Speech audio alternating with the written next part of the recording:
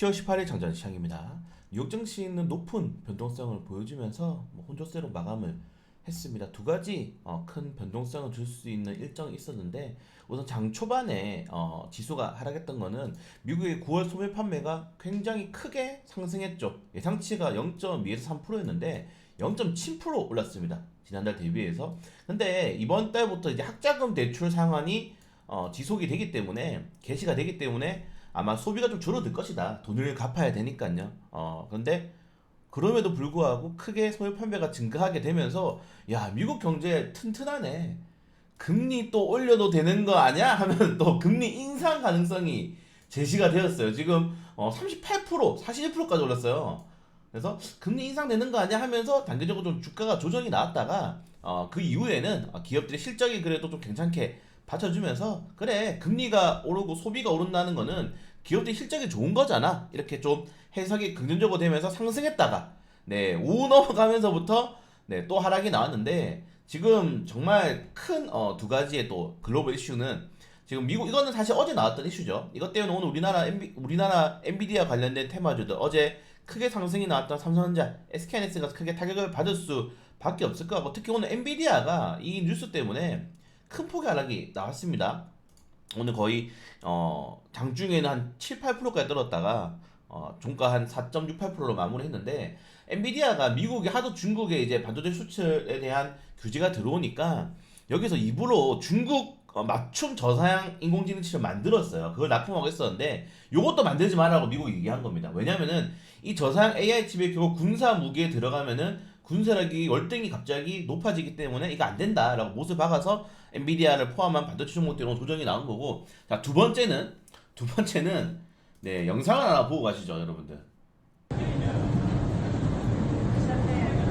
이게 이제 새벽에 제가 요새 SNS랑 이제 뭐 보고 있는데, 지금 이게 가자지구 병원에, 네, 가자지구 병원에 폭격이 들어갔어요. 근데 이거는 이제 하마스에서는 이스라엘이 했다. 그리고 이스라엘에서는 그 가스한 미사일이라고 했죠. 날렸는데 이게 오폭이 된 거다. 근데 이거를 소리를 들어보면요, 이 가스한 미사일 이런 소리가 안 나거든요. 네. 이런 음속 소리가 안 납니다.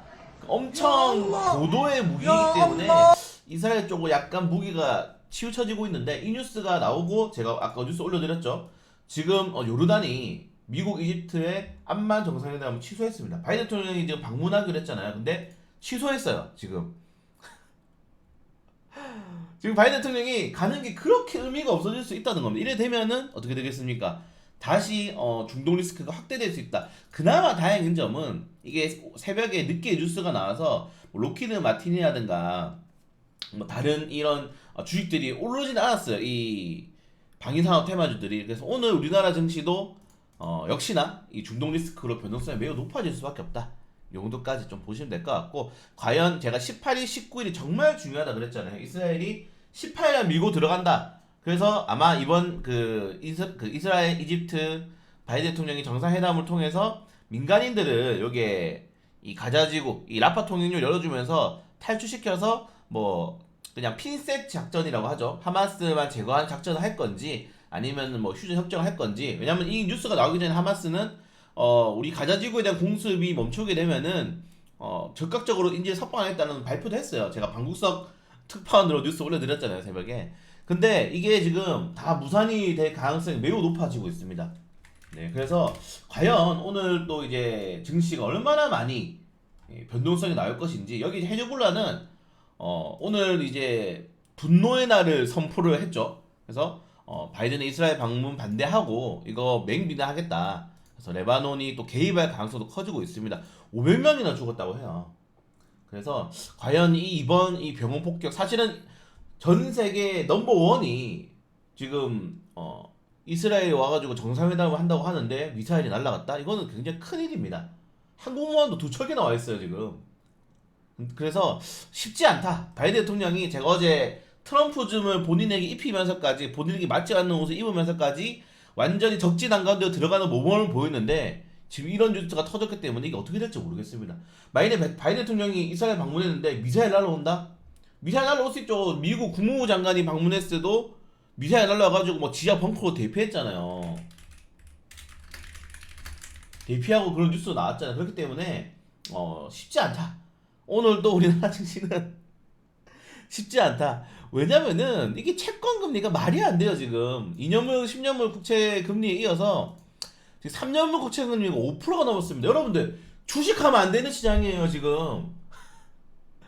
여러분 주식 기대 수익률이 뭐 우리가 흔히 말해서 IB들이라든가 아니면은 월가의 이런 뭐 자문업이라고 하겠죠. 이런 일임업들 아니면 뭐 거대한 증권사들이 연 평균 수익률이 여러분들 정말 높게 잡아서 정말 보편적으로는 8% 이제 플러스 마이너스 하는 거거든요. 근데 국채를 사면은 5% 수익을 줘. 그것도 미국 국채인데 이 트리플 A 물론 뭐 최근에 좀 이제 강등됐지만 트리플 A 국채가 5% 수익 주는데 미쳤다고 주식을 합니까?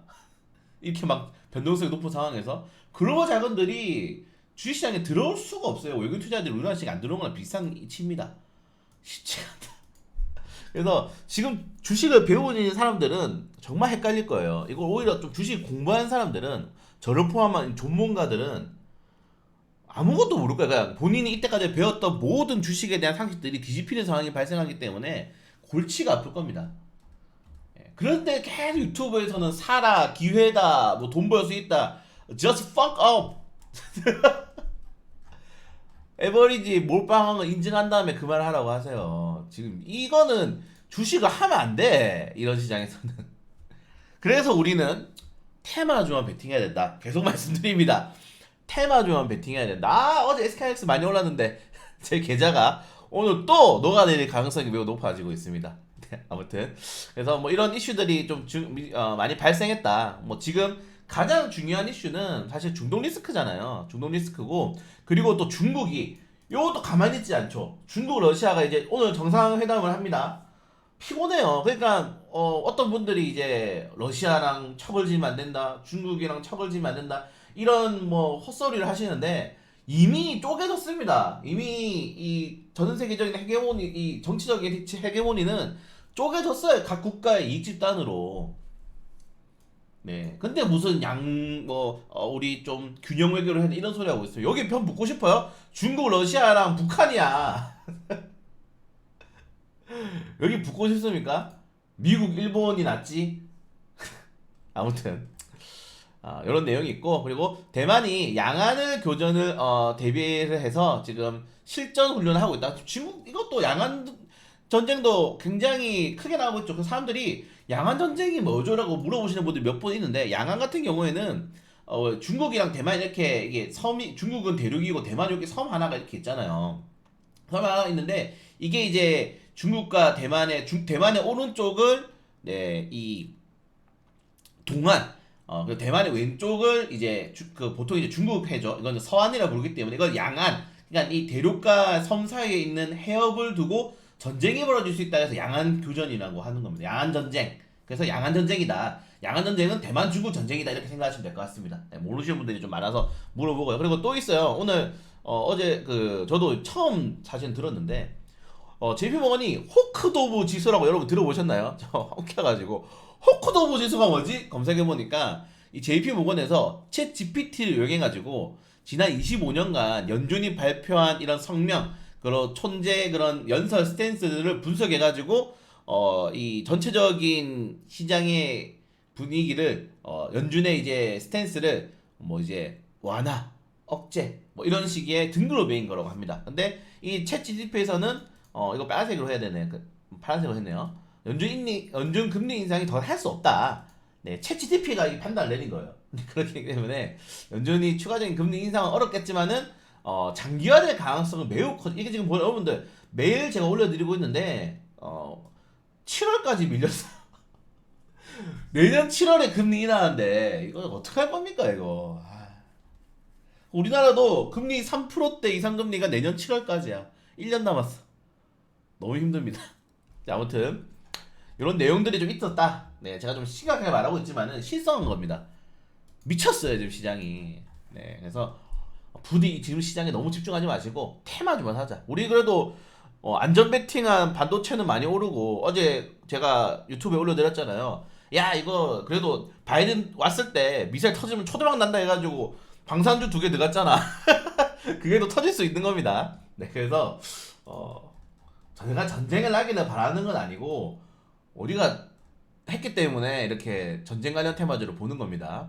그래서 이제 뭐 기아가 노사 협단을 타결했는데 고용 세습을 받아들이기로 했습니다. 정신 나간 거죠? 네, 기아에 투자하는 투자자분들은 무슨 죄입니까? 고용 세습을 한다고? 21세기? 네. 자, 아무튼 뭐 개별적인 뉴스 이슈도 하나씩 체크해 보시면 될 것 같고, 그리고 최근에 게임주들에 대한 좀 목표가가 많이 하향되고 있어요. 뭐 크래프톤, NC 대표주들부터 컴투스까지 목표가 하향되고 있는 거는 그렇게 좋지 않다는 점들 체크하시면 될 것 같고, 리튬 가격이 많이 올랐지만은 리튬에 대한 반등이 사실은 뭐 2년 동안 떨어지다가 3일 반등 나왔다고 리튬 종목들이 상한가 같잖아요. 아무튼 우리나라 주식은 재밌어요. 그래서 테마주만 적극적으로 체크해보자. 오늘은 그래서 관심 종목이 없습니다. 모르겠어요. 지금 주식의 방향성을 제시하는 새끼들을 제일 조심해야 돼요. 네. 자, 오늘 퓨리 신규 상장했는데 공모하신 분들은 항상 장시가 동시에 팔아야 된다. 여러분들 이게 패턴 규칙이 있어요. 종가 베팅, 상따, 공모 무조건 시초가에 다 파는 겁니다. 네, 그걸 보고 들어가는 거기 때문에 파셔야 된다. 자, 그리고 퀄리타스 반도체 죄송합니다. 공모 청약에 들어가는데 공모해야죠. 네, 이 정도까지 말씀드리면서 저는 모르겠어요. 엉덩이도 아파 죽겠는데 전쟁 때문에 잠을 못 자고 있는데 아무튼 네, 오늘도 싱글벙글 주식시장이 될 가능성이 매우 높다. 단타 위주로 매매 진행하도록 하겠습니다.